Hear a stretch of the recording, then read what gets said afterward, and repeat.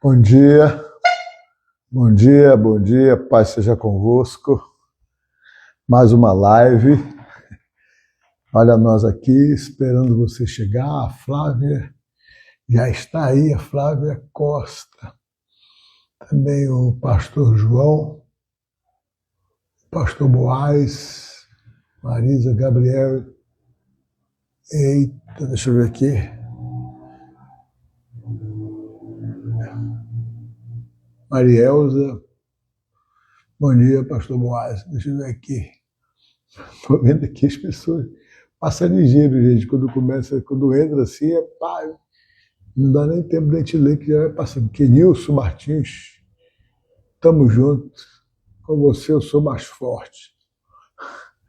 Deixa eu ver aqui mais aqui. Bom dia, Marielza. Cícero Macedo, irmão Cícero está aí de olho. Irmão Cícero é um flamenguista que não é fácil. Quando ganha, ele gosta de tirar onda, mas quando perde, ele some. Charles, olha aí. Pastora Rosemary, Deus abençoe. Deixa eu ver quem mais aqui. Deixa eu ler embaixo, que aí dá tempo. Pinheiro. Quando eu vou ler, aí já passou. Hoje está passando muito rápido, né? Bom dia, bom dia, bom dia. Até um bocado aqui. Valdênia, Silvia Ferreira, a Paz. E tá entrando as pessoas. Olha, é rapidinho, já tem 89 pessoas passando assim, é rápido. Mas bom dia, nós vamos começar a nossa live de hoje, né? Domingo a gente termina, né? E talvez lá na igreja, a gente vai estar de manhã lá na península para o encerramento, vai ter lá um café, para você que nunca mais tomou café, nunca mais comeu pão, né? E também lá no Monte Castelo, no domingo encerra. O pastor Eliseu vai estar lá, nesse dia lá, no culto da manhã lá também. Vai ter uma festa lá, no último dia do jejum, né? E nós vamos, então, fazer uma oração pedindo que Deus nos dirija nesse dia. Eu quero antes avisar que hoje nós temos culto aqui na Igreja da Lagoa. Às 19h30 eu vou estar lá. Se Deus quiser, 19h30 para a nossa Quinta da Vitória. Tá bom? Estamos esperando você lá. Vamos fazer uma oração. Senhor nosso Deus, nós levantamos nossa voz para te dar graças pela vida. Obrigado pelo dia que chegou, Deus. Obrigado porque o Senhor realmente tem nos sustentado. Nós pedimos que o Senhor nos dê realmente a proteção durante todo esse dia. Nos dê um dia abençoado, um dia debaixo da sua proteção. Um dia que o Senhor realmente derrame sobre nós a sua bênção. Que tudo esteja no seu controle, Deus, no dia de hoje, no nome de Jesus. Amém. Amém? Eu quero aproveitar esse momento para desejar os meus sentimentos à família do irmão Heitor, né? O pai da irmã Thalita, que faleceu ontem à tarde.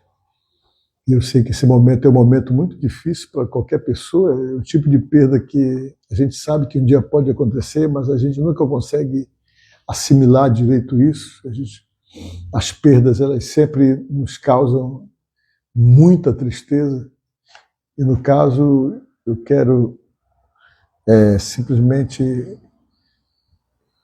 dizer a toda a família do nosso irmão Heitor, Thalita, os meninos todos, Heitor filho, mais o outro filho, e a família toda, a irmã, a esposa, que Deus console todos vocês, que Deus dê paz ao coração e que o nosso irmão Heitor já está com Jesus. Na hora dessa ele já conheceu Jesus, já está lá na glória e vai começar a nova fase da vida dele, que é a fase que nós vamos começar daqui, o tempo que Deus achar necessário, nós vamos também entrar nessa nova fase, que é essa fase que vem depois que o nosso coração para de bater e o nosso cérebro para de funcionar.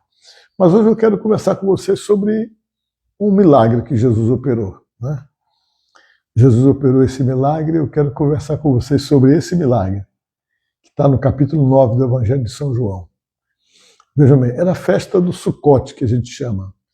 Provavelmente era a festa dos tabernáculos, aquela festa que eu já falei para vocês, que inclusive está registrada na palavra de Deus, no livro de Levítico, no capítulo 23, versículo 42. onde fala sobre a festa dos tabernáculos, que era aquele período em que os judeus moravam em casinha de palha durante 7 dias, para não se esquecerem da origem deles, de onde eles vieram, que Deus estabeleceu essa festa, né? E Jesus estava na festa. Como sempre, Jesus não perdia uma festa. Toda festa judaica ele estava lá. Todas. Desde criança, ele realmente era levado pela sua família para participar das festas judaicas. Ele vivia no templo, né? Sempre ele estava no templo. Muito da história dele estava ligada ao templo. Jesus estava no templo e tal. E eu gosto de poder realmente falar isso para você dizer que estar no templo é muito importante, né? Davi dizia: alegrei-me quando me disseram, vamos na casa do Senhor. Vocês estão entendendo? Então, veja bem uma coisa, sempre estava no templo. Hoje a gente vê, por exemplo, muito aí essa conversa, não precisa para a igreja, não tem que ir para o templo, não tem que ir, tá? Você pode servir a Deus em casa. Isso é mentira do diabo para poder fragilizar você. Tenha certeza disso. Indo para a igreja, recebendo a palavra, fortalecendo, a batalha já é dura, você imagina você fora, você vai se fortalecer aonde? Né? Onde você vai se fortalecer? Então, isso aí é história, né? História porque Jesus vivia lá no templo. Jesus estava no templo nesse dia, andando por lá, né? Era época de festa, e de repente eles passaram e viram na entrada do templo, que geralmente era como ficava, um cego. Aquele cego estava ali pedindo esmola. E os discípulos olharam e perguntaram: oh, Senhor, por que ele nasceu assim? Perguntaram para Jesus. Por que ele é cego? Foi ele que pecou? Foi os pais dele que pecaram? Porque geralmente havia no meio dos judeus aquela imaginação que os justos pagariam pelos pecadores. Eles imaginavam o seguinte: que eu sou pai, eu peco, meu filho ia ter consequência. Você está entendendo? Ia ter consequência. E eles achavam também que todo problema desse tipo era causado pelo pecado. Bem que o pecado em si, de uma maneira mais genérica, né, nos trouxe muitos problemas, desde o Adão, né? Mas eles perguntaram para Jesus, talvez tentando expor uma curiosidade, para querer saber por que aquele homem nasceu cego. Porque ele não ficou cego, ele nasceu cego, aí a Bíblia diz que ele era um cego de nascença. Aí Jesus disse: olha, ele nasceu assim para que se manifestasse dele a glória de Deus, Jesus falou. Deixando claro, então, que tinha um propósito, aquela dificuldade que ele tinha. Tinha um propósito. E você pode ver que, às vezes, muitas coisas das nossas vidas têm propósito. Às vezes tem coisas que a gente não entende, mas que têm um propósito. Como é que as coisas têm um propósito? É quando você começa a viver situações que às vezes são situações pedagógicas de Deus. O que é uma situação pedagógica de Deus? É quando Deus te coloca numa situação para poder te ensinar, para poder te preparar para alguma coisa grande que Ele tem para dar para você. Ele não dá nada para você se não preparar você primeiro. E às vezes nessa pedagogia de Deus tem os seus propósitos de preparação. Quiser analise comigo como é que Deus prepara as coisas. Deus tinha o propósito de fazer quem? De fazer Davi o rei de Israel. Então, o que Deus fez? Primeiro tem que preparar esse rapaz.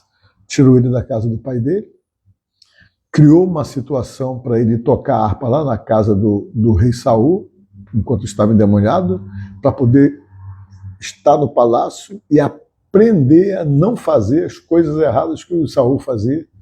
Aproveita que as coisas erradas do Saul, o Davi nunca, ou seja, as coisas erradas do rei Saul, o Davi nunca fez. Ele fez outros erros, mas os erros do Saul ele não cometia. Deus colocou ele lá perto, do lado dele. Deus colocou ele numa situação para ele poder realmente ser preparado para as lutas e batalhas e para poder administrar um reino. Fez com que ele se tornasse perseguido. Ele se tornou um camarada extremamente perseguido pelo Saul, se virando o tempo todo. E isso gerou nele uma esperteza, uma visão mais estratégica de batalha, porque como rei ele ia enfrentar muitas guerras, ele ia enfrentar muitas lutas, e Deus já estava preparando ele. Tudo estava dentro do propósito de Deus. O que ele passou estava dentro do propósito de Deus. Ficou foragido mais de 10 anos, parece um propósito de Deus. Vivendo nas cavernas, propósito de Deus. Então Deus estava preparando ele, que ele era um menino que não sabia nada. Ele vivia o tempo todo na casa do pai, envolvido com ovelhas, cuidando de ovelhas, só que Deus ia ter que colocar ele no meio de lobos. Ele tinha que ser safo, tinha que ser virado, tinha que ser realmente preparado para exercer a função que ele precisava, que ele ia exercer, e Deus então colocou ele dentro do processo de preparação. Aconteceu a mesma coisa com José. Deus tinha um propósito de levantar ele e fazer dele governador do Egito. Mas do jeito que ele estava, cru, não dava para poder fazer dele um governador do Egito. O menino era protegido pelo pai, protegido pela mãe. Na casa dele, ele era um privilegiado a ponto dos seus irmãos terem a maior raiva dele. Por quê? Porque ele era um privilegiado dentro de casa. Ele era um privilegiado dentro de casa.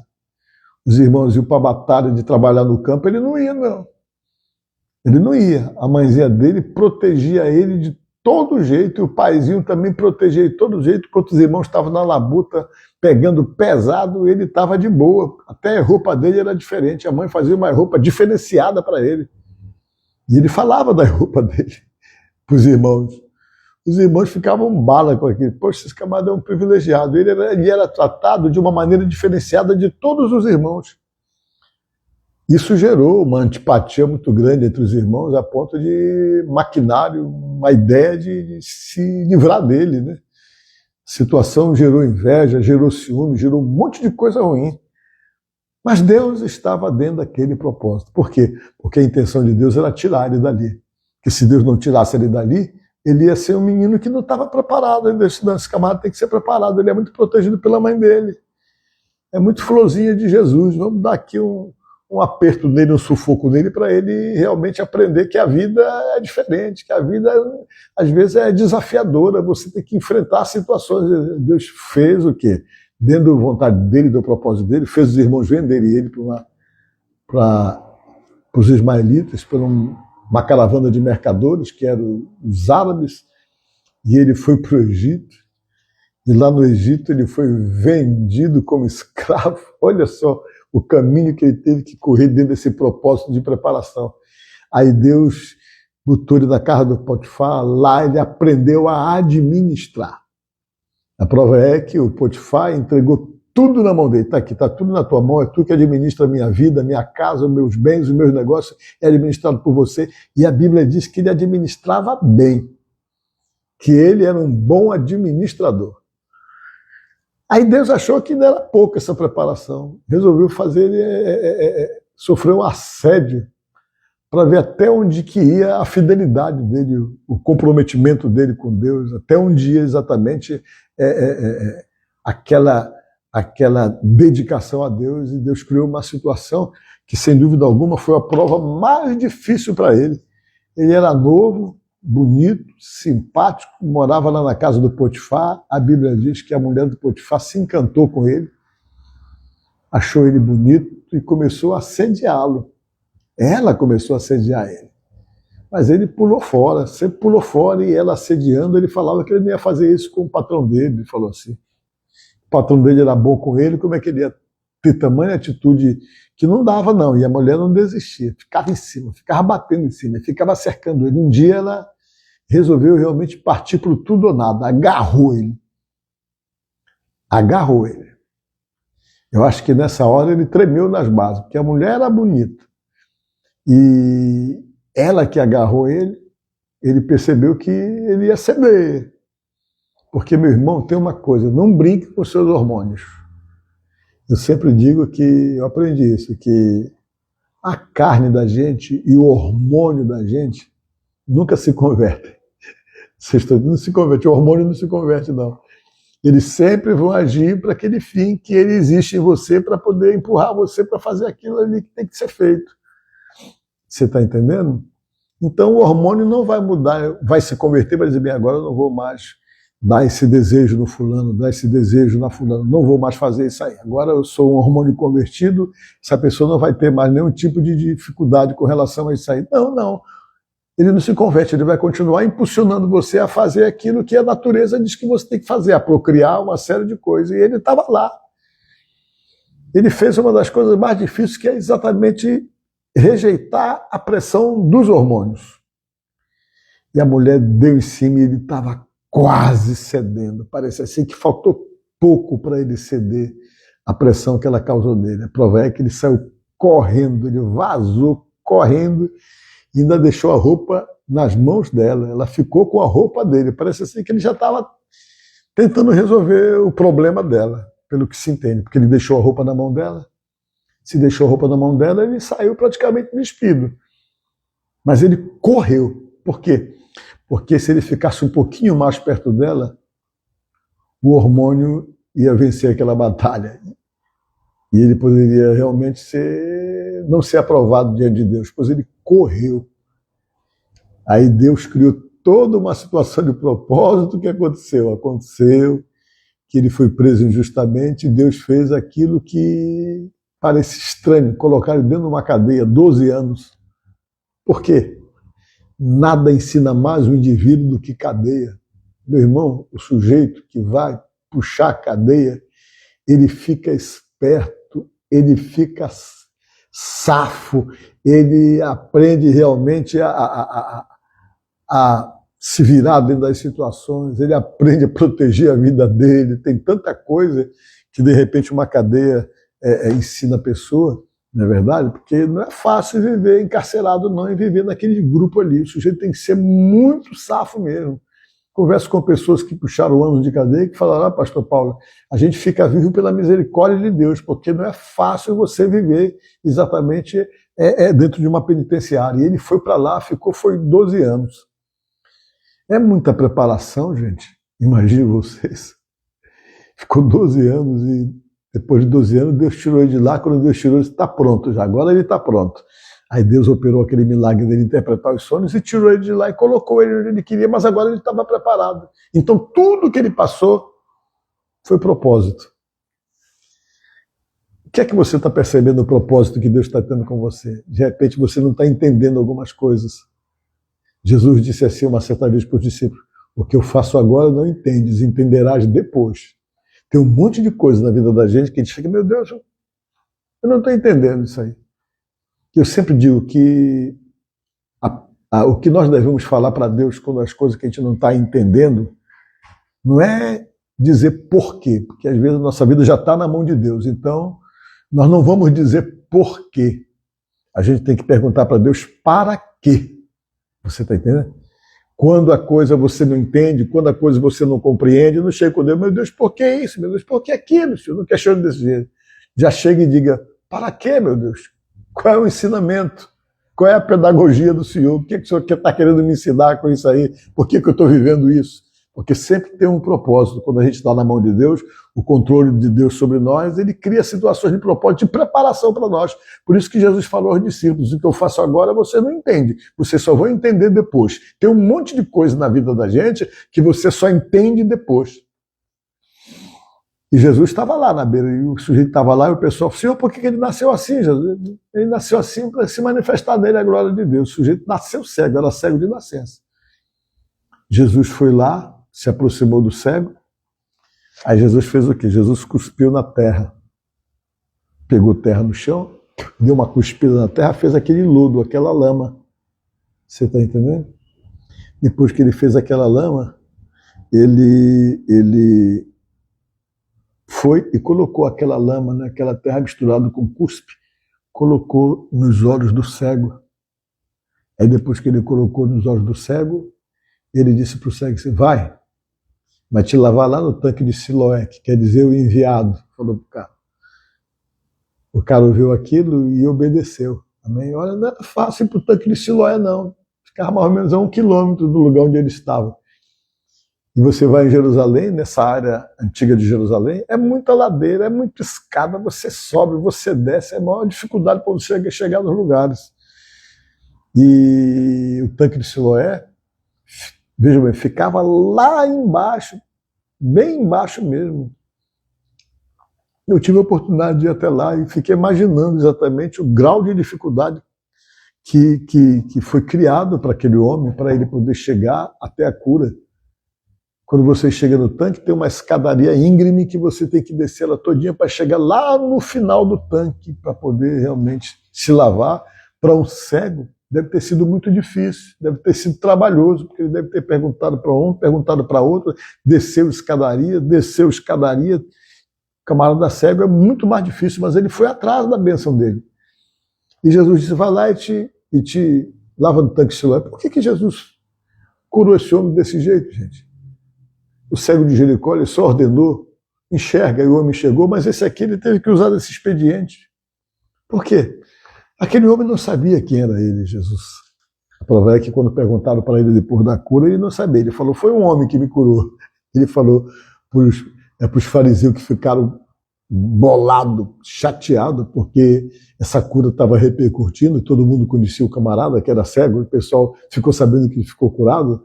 Aí aquilo ali começou a chamar muita atenção, né? E ele não conhecia Jesus. Não conhecia Jesus. Não sabia nem quem era Jesus.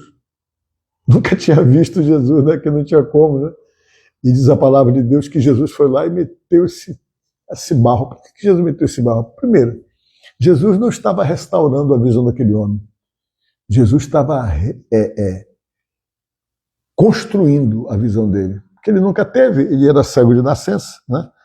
Então, como ele nunca teve visão, Jesus estava construindo uma visão para ele, o que é totalmente diferente, gente. É como diz aqui, né? Diz lá em Gênesis capítulo 2, versículo 7, que o homem é o pó e ao pó voltaria. Significa o quê? Que nós fomos feitos do pó, não é verdade? Não é isso? Nós fomos feitos da terra? Pois bem, Jesus pegou a terra, uma alusão a tudo isso, e reconstruiu a visão do homem através da terra da qual nós fomos criados. Ele fez os olhos para o homem. Vocês estão entendendo? E tinha duas coisas que facilitou para esse homem também buscar a cura. Primeira coisa era que os judeus acreditavam que o cuspe tinha poder terapêutico. Vocês estão entendendo? Os judeus acreditavam assim. Isso fazia parte da crença popular de que o cuspe tinha poder terapêutico, assim como eles acreditavam também que o barro tinha poder terapêutico, porque dentro do conhecimento da religião judaica nós fomos criados através do barro. Então, se você quisesse construir qualquer parte do corpo, tinha que começar pelo esse princípio dessa matéria-prima, que seria o barro, para poder refazer qualquer coisa dentro do seu corpo. E tudo isso deu no homem uma esperança, uma expectativa, já que ele não conhecia Jesus. Ele não sabia quem era Jesus. E Jesus fez tudo isso com ele. E ele recebeu a bênção por uma razão, pela obediência. Amém? Ele fez tudo que Jesus mandou. Direitinho. Apesar da dificuldade, ele acreditou, gente. Ele acreditou. E fez o que Jesus mandou. Jesus, vai, te lava no tanque de Siloé. Ele pegou, foi atrás. Ele acreditou naquilo e começou a obedecer. Desceu lá até o tanque. Quando ele desceu o tanque, que não ficava perto do lugar onde ele estava, que ele lavou o rosto, que tirou aquele barro, os olhos dele foram feitos, foram reconstruídos. Jesus fez os olhos que ele não tinha. Você está entendendo? Às vezes Deus está precisando fazer isso aí. Sabe como é? É abrir uma visão espiritual que nós não temos. Às vezes a gente está precisando ter uma visão espiritual das coisas.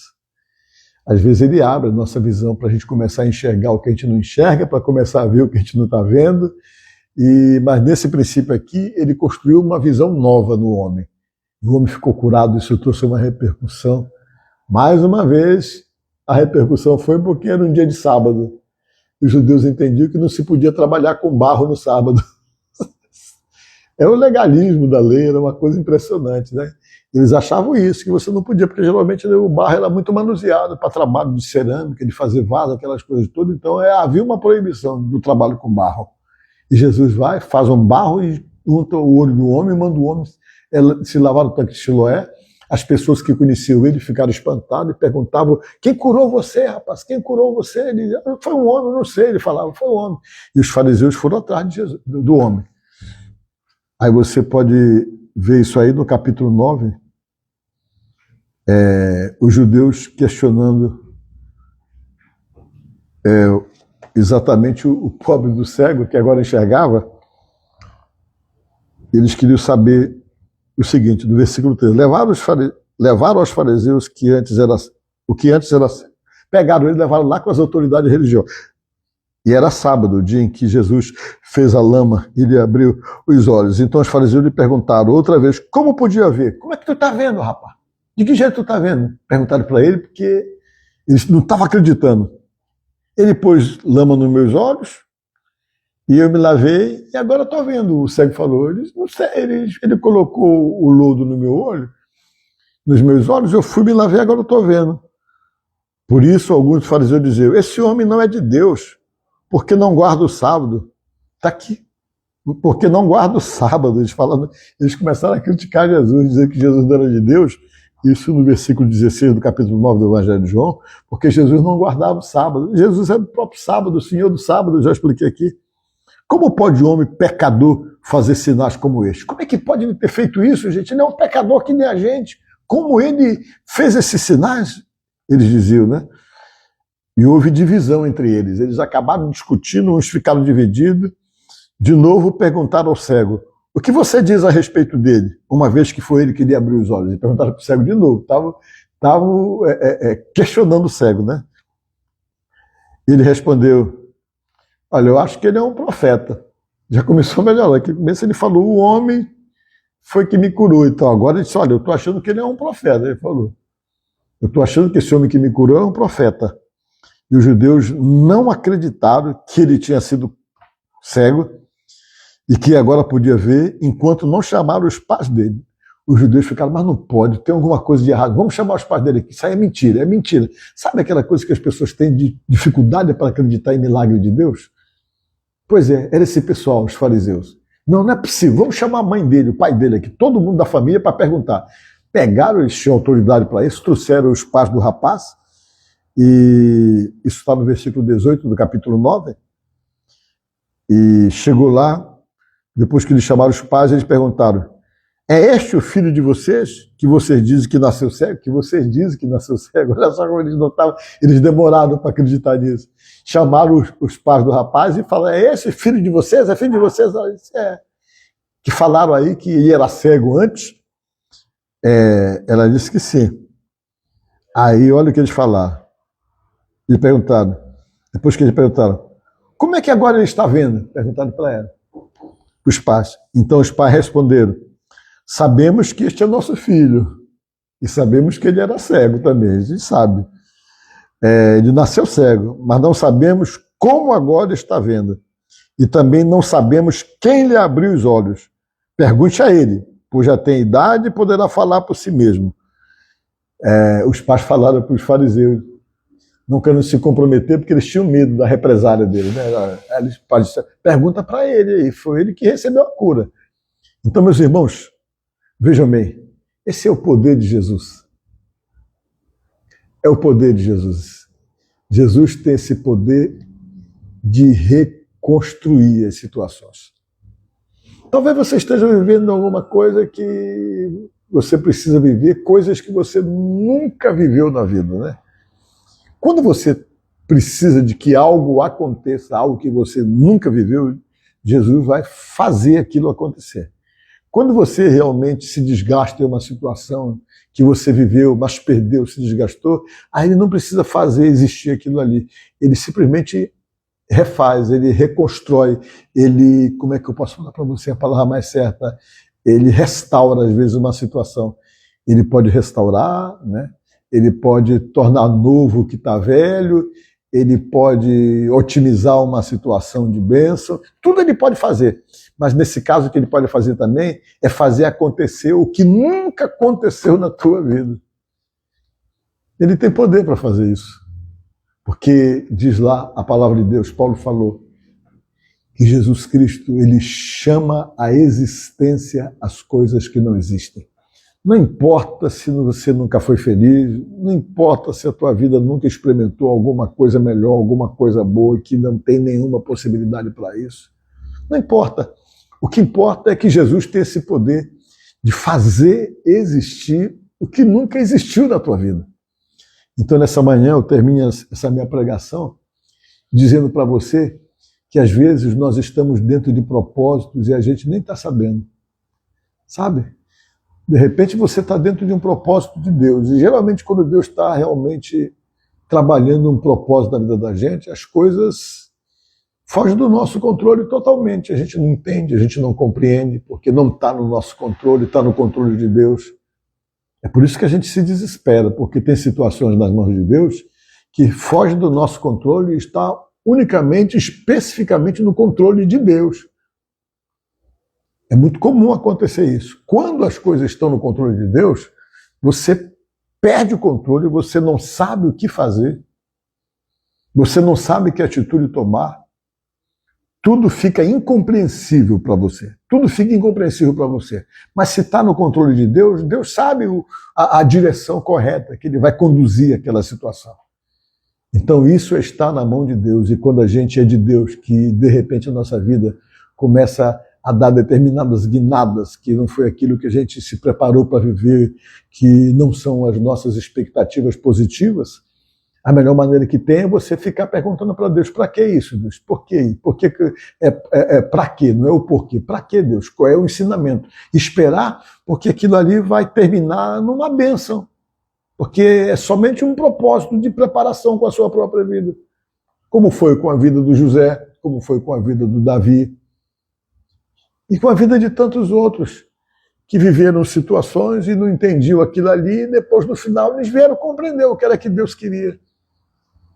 De repente Deus está te levando para uma direção. E às vezes essa direção melhor que Ele está levando, às vezes implica em perdas. É duro, mas às vezes implica em perdas. Implica numa série de situações das quais você precisa ser preparado para viver de repente o novo de Deus ou alguma experiência poderosa diante de Deus. Então se coloque na mão de Deus, dê graça, diga: Senhor, eu estou nas tuas mãos. Eu posso até não estar compreendendo o que está se passando comigo, mas eu te dou graças, eu estou nas tuas mãos e que se cumpra em mim a tua vontade. Se o Senhor tem propósito com a minha vida, o Senhor simplesmente pode ir nesse propósito que eu estou em suas mãos. Amém? Então se coloque na mão de Deus. Vamos encerrar, né?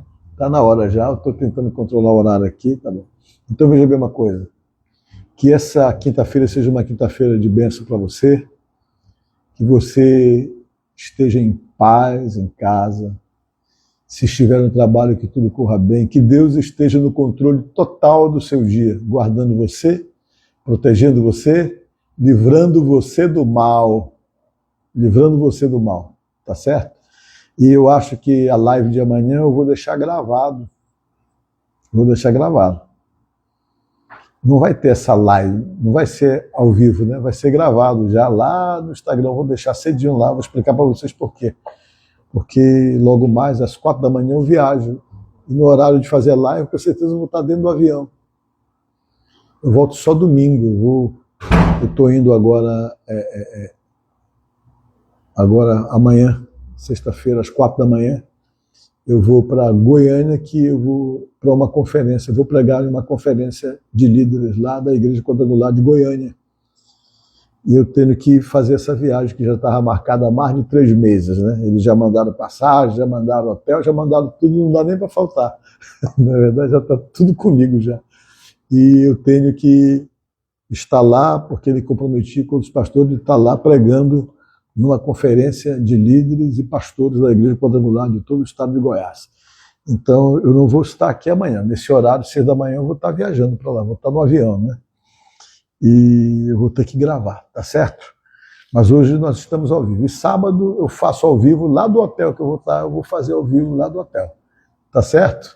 Vamos fazer nossas orações. Vamos chamar você para a oração. Ó. Vamos orar, gente. Vamos orar para esse dia de hoje, que vai ser um dia abençoado por Deus.